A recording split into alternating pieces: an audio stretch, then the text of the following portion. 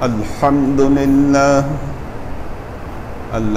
لله نحمده ونستعينه ونستغفره ونؤمن به ونتوكل عليه ونعوذ بالله من شرور أنفسنا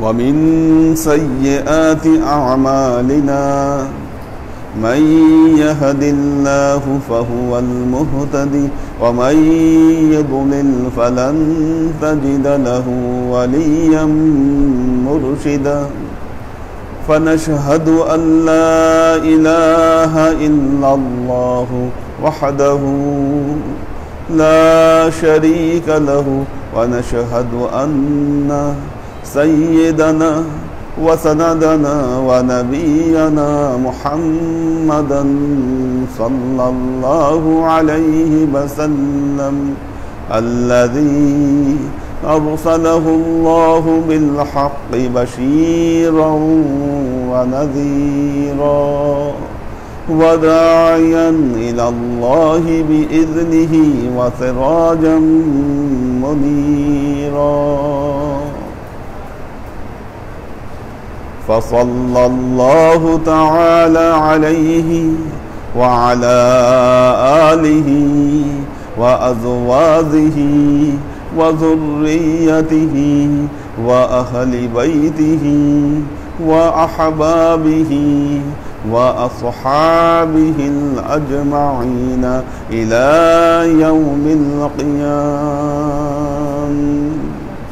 وقال الله تعالى في كلامه المجيد وفرقانه الحميد: ما كان محمد أبا أحد من رجالكم ولكن رسول الله وخاتم النبيين وكان الله بكل شيء عليما.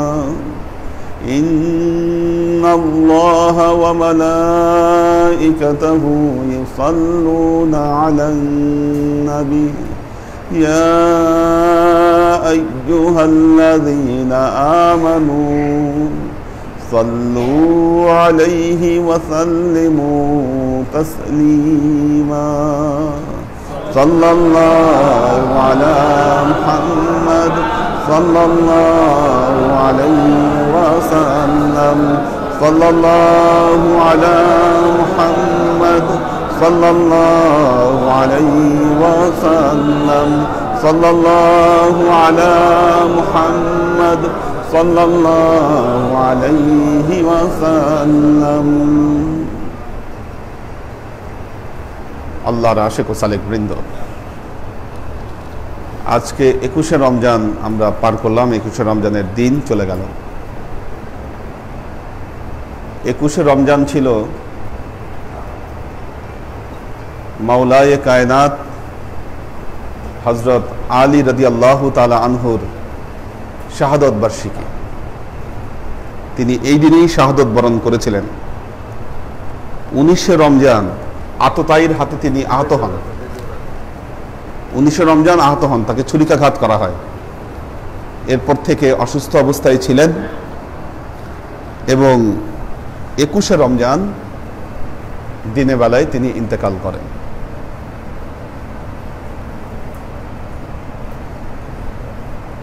বর্তমান সময়ে একটা বিষয়ের আলোচনা, বাংলাদেশে ওলিয়া উলিয়া যারা আছে তারা এই বিষয়টা ধরে রেখেছে, আহলে বেইতের মর্যাদা। না হলে আহলে বেইতের মর্যাদা নিয়ে আম মানুষ এটাকে আলোচনা করে না। আর এই আলোচনা না করার কারণ হচ্ছে তারা আহলে বেইতকে শিয়াদের সম্পদ বানিয়ে ফেলেছে। মনে করছে যে হযরত আলী এবং আহলে বেইত নিয়ে যারা শিয়া তারা এটা নিয়ে মাতামাতি করবে, সুন্নিদের এটা নিয়ে কোনো মাথা ব্যথা নাই। আর যারা এটা নিয়ে বেশি মাতামাতি করে তারাই হয়তো শিয়া, এবং তাদেরকে শিয়া অপবাদও দেওয়া হয়। বিষয় হচ্ছে হযরত আলী কে, এটা জানতে হবে আমাদেরকে। আল্লাহর নবীর উপর যখন ওহী নাজিল হলো, সর্বপ্রথম এটি জানতে পারলেন মা খাদিজাতুল কুবরা। মা খাদিজাতুল কুবরা এটা জানতে পারলেন এবং আল্লাহর নবীর উপর তিনি ঈমান আনলেন, মা খাদিজা। এরপর যে ব্যক্তিটি আল্লাহর নবীর উপর ঈমান আনেন তিনি হচ্ছেন হযরত আলী কাররামাল্লাহ। ওনার উপরেই আল্লাহ নবীর উপরে উনি ঈমান এনেছিলেন, হযরত আলী রাদিয়াল্লাহু তাআলা আনহু। ইসলামের শুরু থেকে আল্লাহর নবীর জীবনের যত চড়াই উতরাই, যত সংগ্রাম, সব কিছুতে যিনি পাশে থেকেছেন তিনি হচ্ছেন হযরত আলী। যেদিন আল্লাহর নবী হযরত আবু বকরকে নিয়ে মক্কা থেকে মদিনায় হিজরত করছেন, নিজের বিছানায় হযরত আলীকেই শুইয়ে দিয়ে আসছিলেন। হযরত আলীর বিশেষ যে কিছু মর্যাদা ছিল, আপনারা যদি হাদিসে কিতাবুল আদব পড়েন দেখবেন, আল্লাহর নবীর ঘরে বিনা অনুমতিতে প্রবেশের একজনেরই অনুমতি ছিল, সেটা হচ্ছে হযরত আলী। আল্লাহর নবী শুধু তাকেই অনুমতি দিয়েছিলেন যে তুমি আমার ঘরে কোনো অনুমতি ছাড়া প্রবেশ করতে পারবা। আল্লাহর নবীর সাহাবীদের ভেতরে এক একজনের এক একটা কোয়ালিটি ছিল। হযরত আবু বকর রাদিয়াল্লাহু তাআলা আনহু, ওমর রাদিয়াল্লাহু তাআলা আনহু, ওনারা যোগ্য শাসক ছিলেন। আল্লাহর নবীর পরবর্তী যে অবস্থা, শক্ত হাতে তারা এটিকে সামলেছেন। আল্লাহর নবীর সাহাবীদের মধ্যে হযরত আব্দুল্লাহ ইবনে মাসউদ রাদিয়াল্লাহু তাআলা আনহু ছিলেন সর্বশ্রেষ্ঠ ফকিহ। উনি ছিলেন ফকিহ, ফিকহ শাস্ত্রের উপরে উনি সবচেয়ে ভালো পাণ্ডিত্য অর্জন করেছিলেন। ইলমে কিরাত হাফেজ হযরত উবাই ইবনে কাব রাদিয়াল্লাহু তাআলা আনহু। ইলমে তাফসীর রাসুল মুফাসসিরিন ছিলেন হযরত আব্দুল্লাহ ইবনে আব্বাস রাদিয়াল্লাহু তাআলা আনহু। উনি ছিলেন রাসুল মুফাসসিরিন। হাদিস শাস্ত্রের পণ্ডিত ছিলেন হযরত আবি হুরায়রা রাদিয়াল্লাহু তাআলা আনহু।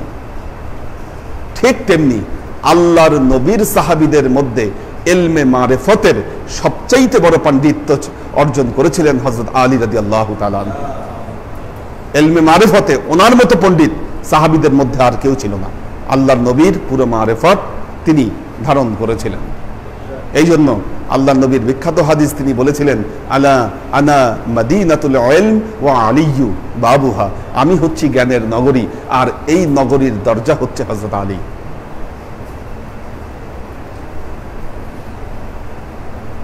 একবার মক্কার কাফের মুশরিকরা আল্লাহর নবীকে চ্যালেঞ্জ করলো। সূরা মায়দা এসেছে এই ঘটনা। আল্লাহর নবীকে চ্যালেঞ্জ করলো যে আপনি যে ধর্ম প্রচার করছেন এই ধর্ম ভুল, নাউজুবিল্লাহ। কাফের মুশরিকরা বলল আপনি মিথ্যা ধর্ম প্রচার করছেন। আল্লাহ নবী বললেন তাহলে চ্যালেঞ্জ হোক, কে মিথ্যা? আসো অমুক দিন ওই উপত্যকায় আসো, যে মিথ্যা হবে সে আল্লাহর আযাবে ধ্বংস হয়ে যাবে। নির্দিষ্ট দিনে আল্লাহ নবী এই কথা বললেন। কোরআনের এই ঘটনার বর্ণনা রয়েছে। আল্লাহ নবী বললেন যার মধ্যে কলুষতা আছে, যে মিথ্যা হবে সে আল্লাহর আযাবে ধ্বংস হয়ে যাবে। উপত্যকায় দুই দলই আসবে। ঘটনার দিন আল্লাহর নবী হযরত আলীকে সাথে নিলেন, মা ফাতেমাকে সাথে নিলেন, হাসান হোসেনকে সাথে নিলেন, আর আল্লাহর নবী একজন। কয়জন হলো? 5 জন। এই 5 জনকে সাথে নিয়ে উপত্যকায় গেলেন, বাকি কাউকে ঘর থেকে বের হতে নিষেধ করলেন। আর কাফের মুশরিক যারা ছিল তারা ঘরের দরজা আটকায় ওই দিন ঘরের মধ্যে বসে থাকলে ওরা আর ভয়ের চোটে বের হলো না। কারণ ওরা জানতো আল্লাহর নবী হক, তিনি সত্য, বের হলে আল্লাহর আযাবে গ্রেফতার হবে। এই জন্য এই 5 জনকে বলা হয় পাক পাঞ্জাতুন, 5টি পবিত্র দেহ।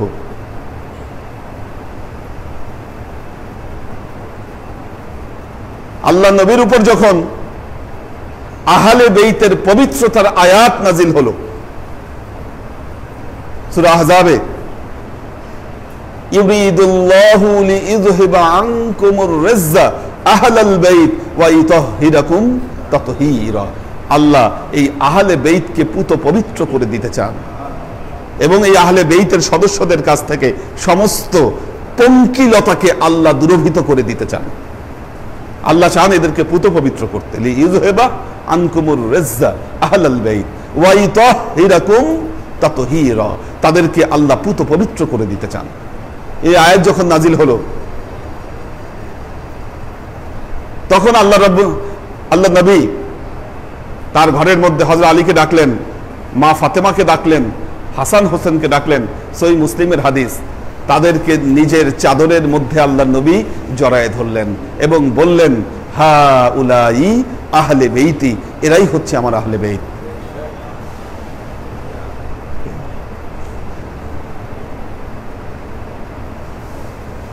আল্লাহ নবী বিদায় হজের ভাষণ দিলেন 9 জিলহজ। 9 জিলহজ বিদায় হজের ভাষণ দিলেন। হজ শেষে মক্কা থেকে মদিনায় যাচ্ছেন। মদিনায় ফিরে আসার পথে গাদিরে খুম নামক একটা জায়গায় যাত্রা বিরতি করলেন। জোহরের নামাজের সময় আল্লাহ নবী সেখানে যাত্রা বিরতি করলেন। সাধারণত আল্লাহ নবীর যে কাফেলা 3 ভাগে বিভক্ত হয়ে যেত। পেছনে একদল থাকতো, মাঝখানে একদল থাকতো, সামনে একদল থাকতো। সামনের দল দেখতো সামনে কোনো বিপদ আপদ আছে কিনা, পেছনের দল দেখতো নবীর কাফেলা কোনো কিছু ফেলে গেল কিনা, আর মাঝখানের যে দল এই গ্রুপে আল্লাহ নবী থাকতেন। বিদায় হজের ভাষণের পরে 9 দিন পর 18 জিলহজের ঘটনা, আল্লাহ নবী ওই জায়গায় যাত্রা বিরতি করলেন জোহরের নামাজের সময় এবং অপেক্ষা করতে বললেন। সামনে যারা চলে গেছে তাদেরকে পেছনে আসার নির্দেশ দিলেন, পেছনে যারা আছে তাদের জন্য অপেক্ষা করতে শুরু করলেন। বিদায় হজ, লক্ষাধিক সাহাবী, কিন্তু ওখানে এত মশহুর হাদিস, এটা লক্ষাধিক সাহাবী সেখানে উপস্থিত। এরপর জোহরের নামাজ আল্লাহ নবী সেখানে আদায় করলেন, করে উটের পিঠে উটের হাউদায় দাঁড়ালেন। দাঁড়িয়ে আল্লাহ নবী একটা ভাষণ দিলেন। বললেন, ইয়া আইয়ুহান নাস ইন্নী কদ দুঈতু ফাআজাবতু, হে মানুষেরা, আমার মনে হচ্ছে আমার উপরের ডাক চলে এসেছে। ইন্নী কদ দুঈতু ফাআজাবতু, আমি সেই ডাকে সাড়াও দিয়ে ফেলেছি। লাকাদ তারাকতু ফীকুমুস সাকালাইন কিতাবাল্লাহ ওয়া ইতরাতি আহলে বেইতি, আমি তোমাদের কাছে দুটো জিনিস রেখে যাচ্ছি, একটা হলো আমার কিতাব, আরেকটা হচ্ছে আমার আহলে বেইত। আমার পরবর্তীতে এই দুটো বিষয় সম্পর্কে তোমরা সতর্কতা অবলম্বন করবে। আমার পরবর্তীতে তোমরা তাদের সাথে কি ব্যবহার করেছো হাউজে কাউসারের নিকট, তোমরা এই ব্যাপারে জিজ্ঞাসিত হবে। চিন্তা করেন, হাউজে কাউসারের নিকট তোমরা এই ব্যাপারে জিজ্ঞাসিত হবে। এরপরে আল্লাহ নবী হযরত আলীকে ডাকলেন, তার পাশে দাঁড় করালেন। আলীর হাত ধরে বললেন, আল্লাহ মান কুনতু মাওলাহু ফাহাযাল আলিয়্যু মাওলাহু। আল্লাহ নবী বললেন, মান কুনতু মাওলাহু, যে আমাকে মাওলা হিসাবে মানতে চায়। মাওলার অনেক অর্থ হতে পারে বন্ধু, হতে পারে অভিভাবক। মান কুনতু মাওলাহু, আমি যার অভিভাবক হব, ফাহাযাল আলিয়্যু মাওলাহু, আলীও তার অভিভাবক হবে। আল্লাহুম্মা আনসুর মান নাসরা আলী, আল্লাহ তুমি তাকে সাহায্য করো যে আলীকে সাহায্য করে। আল্লাহ তুমি তার সাথে বন্ধুত্ব স্থাপন করো যে আলীর সাথে বন্ধুত্ব স্থাপন করে। তুমি তাকে সাহায্য করো যে আলীকে সাহায্য করে। তুমি তার সাথে শত্রুতা পোষণ করো যে আলীর সাথে শত্রুতা পোষণ করে। এইভাবে অসংখ্য দোয়া কি করলেন আল্লাহ নবী হযরত আলীর ব্যাপারে করলেন। এই ভাষণের পর হযরত ওমর এসে হযরত আলীকে কংগ্রেচুলেট করলেন, বললেন, কদ সাহিবতাল মুমিনিনা ওয়াল মুমিনাত, আপনি তো এখন মুমিনদের নেতা হয়ে গেলেন আজকে থেকে।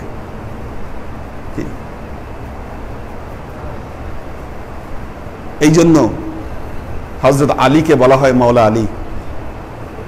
ওনার ব্যাপারে যে মাওলা আলী শব্দটা বলা হয়, এই মাওলা আলী এই জন্য বলা হয়।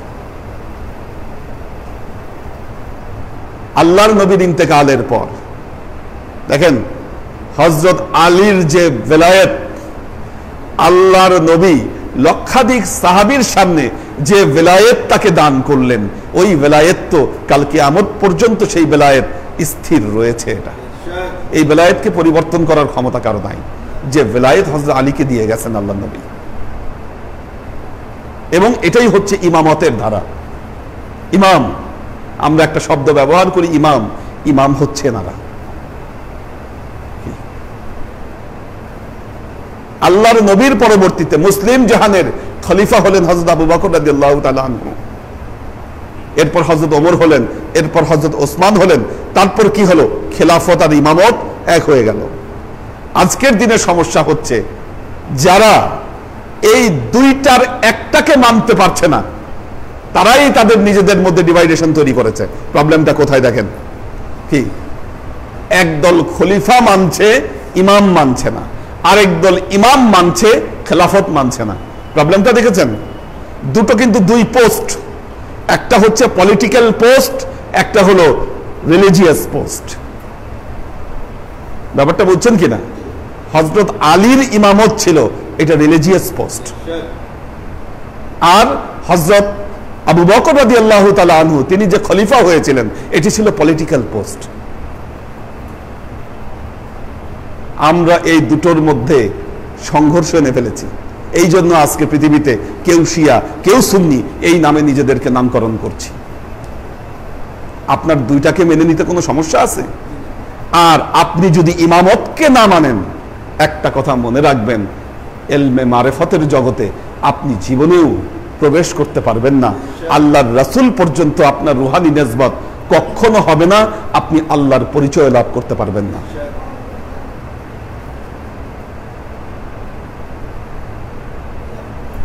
আল্লাহর আশিক ও সালেক বৃন্দ,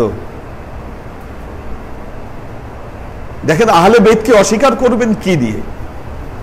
সাইয়্যিদাতুন নিসা ফিল জান্নাহ কে? সাইয়্যিদাতুন নিসা ফিল জান্নাহ কে? মা ফাতেমা। আল হাসান ওয়াল হুসাইন সাইয়্যিদুশ শাবাব ফিল জান্নাহ। কি ইমাম হাসান হোসেন হচ্ছে জান্নাতের যুবকদের সর্দার। তাইলে এদেরকে আপনি বাইপাস করে কি জায়গা কই? আপনার জায়গা কোথায়? উপায় নাই। কাজেই আল্লাহর আশিক ও সালেক বৃন্দ, সিলসিলা রুহানিয়াত, সিলসিলা রুহানিয়াত, একজন ওয়ালায়াত, একজন আল্লাহর ওয়ালি, কেউ যদি ডিক্লিয়ার করে যে আমি আল্লাহর ওয়ালি, আমি মুর্শিদ, হবে? হবে না, যতক্ষণ পর্যন্ত তার সিলসিলা ইমামত পর্যন্ত না পৌঁছাবে, মুহাম্মদ মুস্তাফা সাল্লাল্লাহু আলাইহি ওয়াসাল্লাম পর্যন্ত না পৌঁছাবে, সে কখনো হাদি মুর্শিদ হতে পারবে না। এত সস্তা বিষয় না এটা। কি প্রকৃত সিলসিলার উপরে তাকে স্থির থাকতে হবে।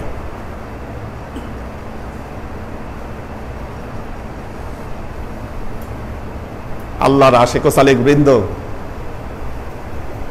যারা ইমামতকে ধ্বংস করেছেন, কি যারা ইমামতকে ধ্বংস করেছে, আল্লাহর নবীর আহলে বেইতের সদস্যদেরকে, যেখানে আল্লাহর নবী বলেছেন কালকে হাউজে কাউসারে আমি তোমাদেরকে জিজ্ঞাসা করব তোমরা কি ব্যবহার করেছো এদের সাথে, এই আহলে বেইতের অধিকাংশ সদস্যদেরকে হত্যা করা হয়েছে। হত্যা কারা করেছে? ইতিহাস কি বলে? হত্যা করেছে কি ইহুদি খ্রিস্টানরা হত্যা করেছে? মুসলমানরা হত্যা করছে। মুসলমানরা হত্যা করেছে। মাওলা আলীকে কে হত্যা করেছে? মুসলমান হত্যা করেছে। ছুরি মেরেছে কোনো ইহুদি খ্রিস্টান না, মুসলমান মারছে। আর তার পিছে বড় একটা শক্তি কাজ করেছে, নাহলে এত বড় সাহস পেত না। খেলাফতকে যারা ধ্বংস করেছে, আজকে তারাই ইসলামের ধারক বাহক হয়েছে। কাদের শক্তিতে? এই ইহুদি খ্রিস্টানদের, ব্রিটিশ আমেরিকান, ইসরায়েলের শক্তিতে তারা আজকে মুসলমানদের ইসলামের ধারক বাহক হয়ে বসছে। এই যে দেখবেন মাঝে মধ্যে মাথায় টোপকা টাপকি লাগায় কিছু মাওলানা এই ঠুসকা ঠুসকা ফতোয়া দেয়, কি আর এই ফতোয়া শুনে এর কতগুলা অনুসারী আছে, এবং এগুলার যে অনুসারী, এগুলার যে ভক্ত, এগুলার মধ্যে প্রকৃত আলেম একটাও খুঁজে পাবেন না। আলেম না, সব জেনারেল শিক্ষিত, জেনারেল পড়ছে, আসলে কোরআন হাদিস সম্পর্কে কোনো নলেজ নাই, এদের ওই মিষ্টি মিষ্টি কথা শুনে ভক্ত হয়ে গেছে। আজকে এরা হয়ে বসছে ইসলামের ধারক বাহক। এই জন্য এই অলিয়া উলিয়াদের সেলসেলার বিরুদ্ধে তারা কথা বলে। শুনলে অবাক হবেন যে আহলে বেইতের এত সম্মান আল্লাহর নবী ঘোষণা করেছেন, কোরআনে যাদের পবিত্রতা জ্ঞাপন করা হয়েছে। ইতিহাস সাক্ষী দেয় দীর্ঘকাল আরবের মসজিদ গুলাতে হযরত আলী এবং তার পরিবারের সদস্যদের উপরে গালি দেওয়া হয়েছে, গালি দেওয়া হয়েছে। ইমাম হুসাইন যখন শাহাদত বরণ করলেন কারবালায়, কি মুসলমানরা তো অস্ত্র ধরতে সাহস পেত না। কি যুদ্ধের ময়দানে কে আছে? আল্লাহর নবীর নাতি, আল্লাহর নবীর নাতি যুদ্ধ করতে আসছে, মুসলমানরা তো আগেই খাই, সর্বনাশ। আপনারা তো ইতিহাস, আব্দুল্লাহ বিন জিয়াদ ওই এলাকার যে যিনি মুফতি, তার কাছ থেকে ফতোয়া নিয়েছে। কি মুফতি ফতোয়া দিল যে না, হুসাইন বিদ্রোহী, ওর বিরুদ্ধে যুদ্ধ করা যায়। হুসাইন বিদ্রোহী ফতোয়া দিল এটা। এই ফতোয়ার ভিত্তিতে মুসলমানরা কি করলো? যুদ্ধের ময়দানে আসলো, নাহলে তো আসতো না কেউ যুদ্ধের ময়দানে। এই মৌলবীগুলার ধোঁকা আমরা সাধারণ মানুষ বুঝতে পারছি না। যখন সুবিধা হয় মতের পক্ষে ফতোয়া দেয়, আবার সুবিধা অনুযায়ী বিপক্ষে ফতোয়া দেয়। ইসলামের চূড়ান্ত ক্ষতি সাধন করেছে এরা।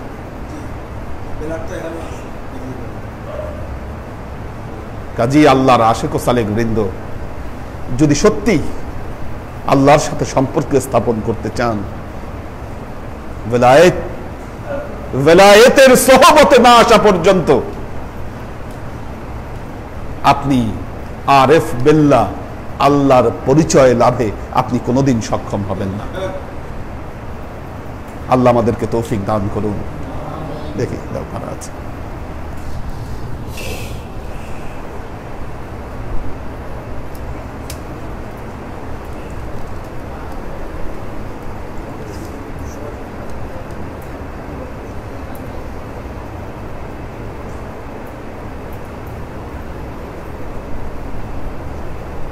মাহফুজুল হক উজ্জ্বল, শফিকুল ইসলাম চিশতি, জয়নাল আবেদিন, কায়েস, কাশিফ রেজা, শামসুস সাদেকিন, আমেনা বেগম, মাসরি, ডক্টর শওকত ওসমান, সোয়াইব খান, নূর হোসেন খোকন, মোহসেনুদ্দাইয়ান, মোবাইদুর রহমান, মোহাম্মদ আশরাফুল ইসলাম। আশরাফ ভাই হচ্ছেন ইতিহাস গবেষক, বাংলাদেশের একজন বিখ্যাত ইতিহাস গবেষক। বিশেষ করে পুরানা পুঁথি নিয়ে ওনার বেশ দক্ষতা আছে, পুঁথি পড়তে পারে ভালো। মোহাম্মদ মিজান, আব্দুল হাফিজ সালাম দিয়েছে, অন্তু আহমেদ, সালাউদ্দিন সাদিফ, লুনা তাবাস্তুম লুবনা, ফরিদ শফি, অন্তু সালাম দিয়েছে। আমাদের নাজিমুদ্দিন ভাই, নাজিমুদ্দিন ভাই একটু অসুস্থ, সবাই দোয়া করবেন। আজকে নাজিমুদ্দিন ভাইয়েরই ব্যবস্থাপনা ছিল, আল্লাহ যেন ওনাকে দ্রুত সুস্থ করে দেয়, আমরা সবাই দোয়া করছি। এহসানুল হক, মাকসুদুল আনাম, জয়নাল আবেদিন, এহসানুল হক সালাম দিয়েছে। নাদিয়া সুলতানা শিলা, আসসালামু আলাইকুম, আমার পক্ষ থেকে সবাইকে আমি সালাম জানাচ্ছি, সবাই দোয়া করবেন আমার জন্য, ফি আমানিল্লাহ। সৈয়দ নাসিমুল ইসলাম পটল, নাজিমুদ্দিন ভাই সালাম দিয়েছেন। হাবিবা আক্তার জেনি, জিনাত আয়াত, শহীদুল ইসলাম, ওয়াসিম খান, সৈয়দ ইত্তেহাদুল ইসলাম, মহসিন উদ্দিন অনিক সালাম দিয়েছে। নয়ন হুসাইন, মাহফুজুল হক উজ্জ্বল, হাসান আবদুল্লাহ উনি সালাম দিয়েছেন।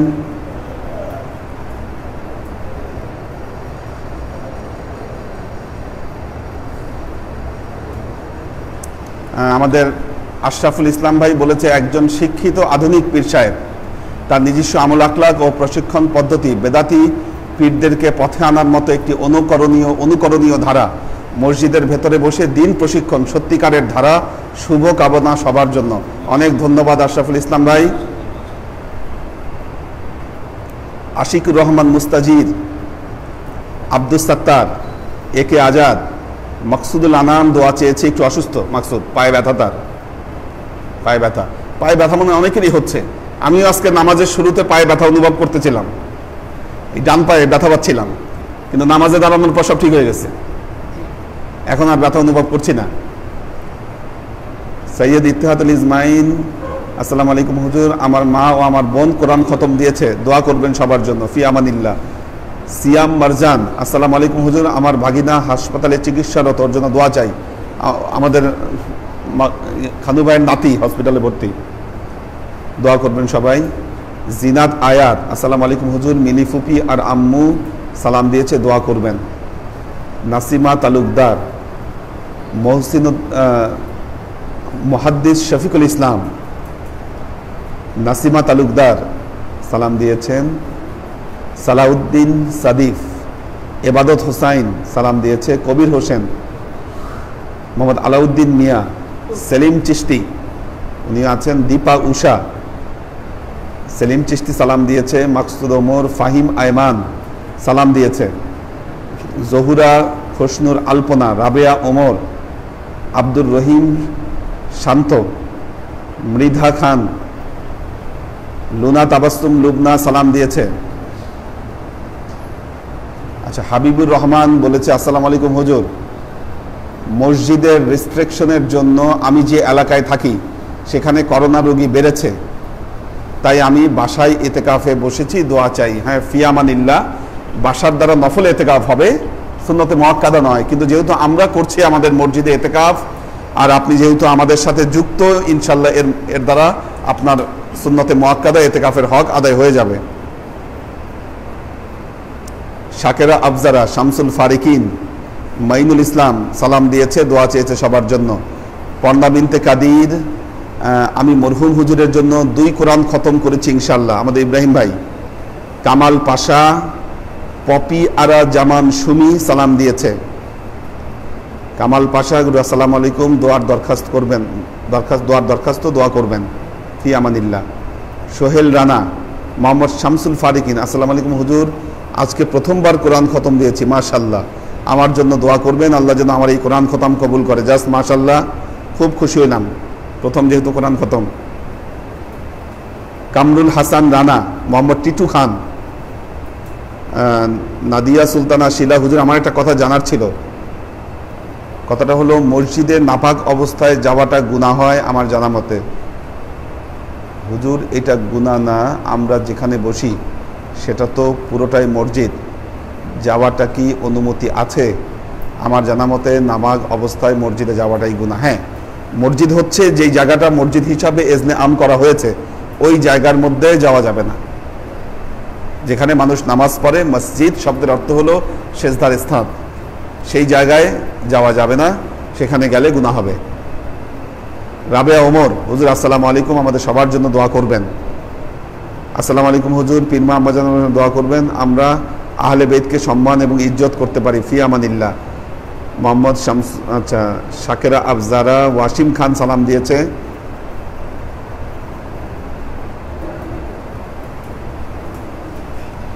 শ্রদ্ধেয় হুজুর এহসানুল হক বলেছে, মিজানুর রহমানের ওয়াজ শুনতাম, কিন্তু ওনার আহলে বেইতের উপর বেয়াদবিমূলক কথা বলা শুরু হয়েছে, তখন থেকে আর ভালো কথাগুলা এখন আমার ভাল লাগে না। অবশ্যই এটা আসলে ইসলামের দুটো ধারা একটা সময় তৈরি হয়েছে, একটা মদিনাপন্থী ইসলাম, একটা দামেস্কপন্থী ইসলাম। কোনটা মদিনাপন্থী, কোনটা দামেস্কপন্থী, এটা চিহ্নিত করতে হবে আপনাকে। আপনার ইসলাম যদি মদিনাওয়ালা ইসলাম হয়, আপনার নেসবত হবে মদিনা পর্যন্ত। আর আপনার ইসলাম যদি দামেস্কওয়ালা ইসলাম হয়, আপনার নেসবত হবে দামেস্কে। কি সরদারে মদিনার সাথে আপনার হাসর হবে না, এ কথা বিশ্বাস করতে হবে। আব্বা একটা কথা বলতেন, মৌমাছি ফুলে বসে আর মাছি সব জায়গায় বসে, গুয়েও বসে, ময়লাতেও বসে, ফুলেও বসে। কাজে মাছি হবেন না, মৌমাছি হবেন। সবার ওয়াজ শোনার আপনার দরকার নাই, আপনি বিভ্রান্ত হবেন। হানিফ খান, ওমর শরীফ সালাম দিয়েছে। ডক্টর শওকত ওসমান, আসসালামু আলাইকুম হুজুর, আম্মাজান, পীরমা সকলের প্রতি আমার সালাম রইল। আবুল হোসাইন ফাহিম আয়মান, হুজুর আসসালামু আলাইকুম, আম্মু সালাম জানিয়েছে, এখন আমার শরীরটা অনেক ভালো, আল্লাহ রহমতে দোয়া করবেন, ফি আমানিল্লাহ। জেবা ফারজানা, সোহেল রানা, জেবা ফারজানা সালাম দিয়েছে। আব্দুর রহিম শান্ত সালাম দিয়েছে। আশিকুর রহমান মুস্তাজির উপস্থিত সবাইকে সালাম দিয়েছে।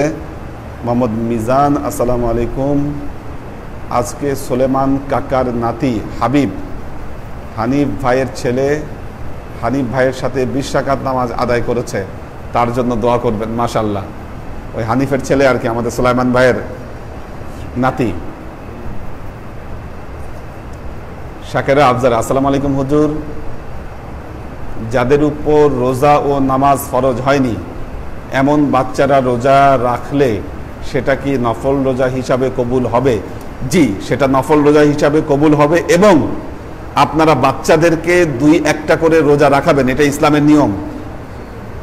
রোজা রাখতে চাইলে বাধা দিবেন না, রোজা রাখবে, এর মাধ্যমে তাদের প্র্যাকটিস হবে, তার বিয়াত হবে। এটা রোজা ফরজ হয়নি, 12 বছর হয়নি, সে শখ করতেছে রোজা রাখবো, হ্যাঁ তাকে রোজা রাখতে দেন, রোজা রাখতে দেন, এতে তার প্র্যাকটিস হবে, এবং নফল রোজা হিসেবে তো অবশ্যই কাউন্ট হবে।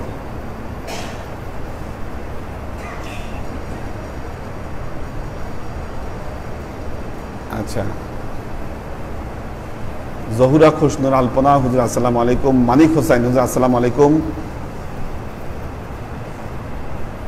মানিক হুসাইন, আসসালামু আলাইকুম, করোনা 19 মুক্তির জন্য দোয়া করুন হুজুর।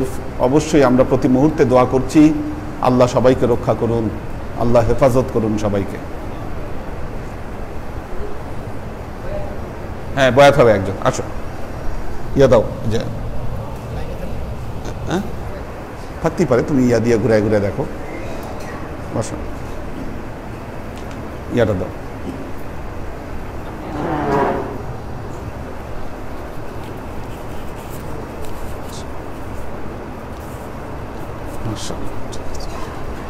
ওনারা ফুল ফ্যামিলি বয়াত হয়েছে, উনি কিন্তু উনি মৌলানা, উনি নিজেও মৌলানা, হ্যাঁ, এবং ওনার ওয়াইফ, উনি ওই যে ছেলেপেলে নিয়ে সবাই ওনারা বয়াত হয়েছে। হ্যাঁ, আচ্ছা, ও এই দুজনই আপনার ছেলে? আচ্ছা, মাশাআল্লাহ। কি ওরা কি করে? ওরা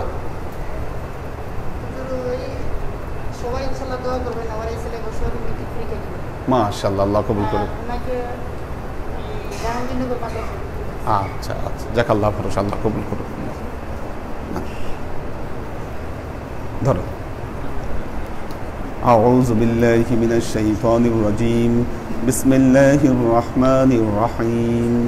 ইন্নাল্লাযীনা ইউবাইউনাকা ইন্নামা ইউবাইউনাল্লাহ ইয়াদুল্লাহি ফাওকা আইদিহিম ফামান নাকাসা ফাইন্নামা ইয়ানকুসু আলা নাফসিহি ওয়ামান আওফা বিমা আহাদা আলাইহিল্লাহু ফাসায়ুতিহি আজরান আযীমা।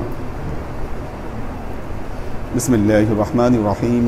আস্তাগফিরুল্লাহ রাব্বি মিন কুল্লি যামবিন ওয়া আতুবু ইলাইহি লা হাওলা ওয়ালা কুওয়াতা ইল্লা বিল্লাহিল আলিয়্যিল আযীম। আল্লাহুম্মা ইন্নী যালামতু নাফসি যুলমান কাসীরা ওয়া লা ইয়াগফিরুয যুনুবা ইল্লা আনতা ফাগফির লি মাগফিরাতাম মিন ইনদিকা ওয়ারহামনি ইন্নাকা আনতাল গফুরুর রহিম।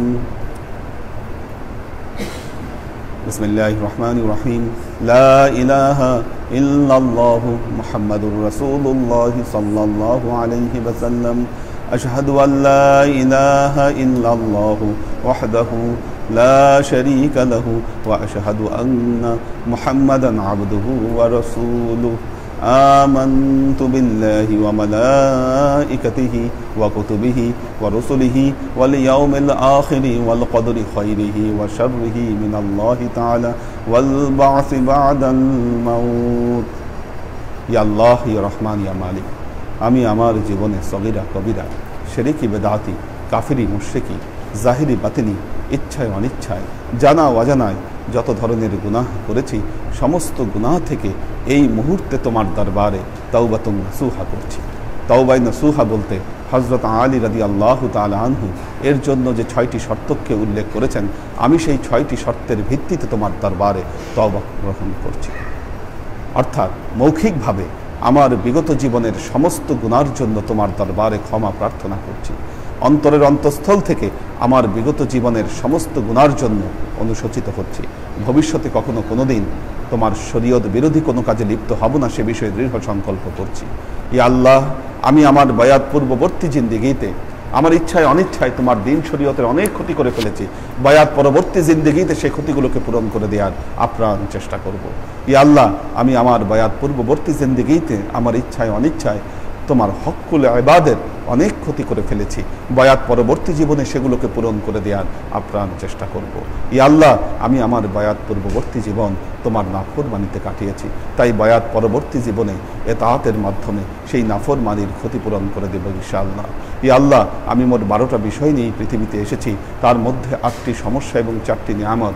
8টি সমস্যা বলতে আমি শয়তানের ধোঁকা থেকে বাঁচতে চাই, মৌতের আযাব থেকে বাঁচতে চাই, কবরের আযাব থেকে বাঁচতে চাই, বাসের আযাব থেকে বাঁচতে চাই, হাসরের আযাব থেকে বাঁচতে চাই, কঠিন হিসাবের আযাব থেকে বাঁচতে চাই, পুলসিরাতের আযাব থেকে বাঁচতে চাই, পরিশেষে মাওলা তোমার জাহান্নামের কঠিন আগুন থেকে আমি বাঁচতে চাই। ইয়া আল্লাহ, আমি তোমার কাছ থেকে 4টি নিয়ামত চাই, তোমার রাসূলের শাফায়াত চাই, আমলনামা ডান হাতে চাই, বেহেশতে প্রবেশ করতে চাই, পরিশেষে মাওলা বেহেশতে গিয়ে আমি তোমার দেখা চাই।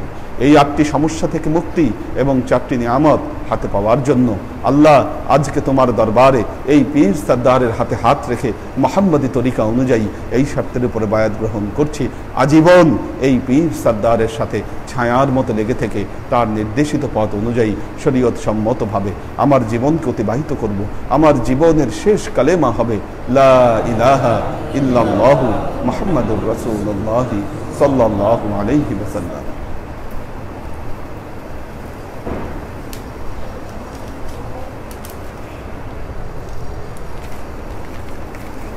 সাল্লাল্লাহু আলা মুহাম্মাদ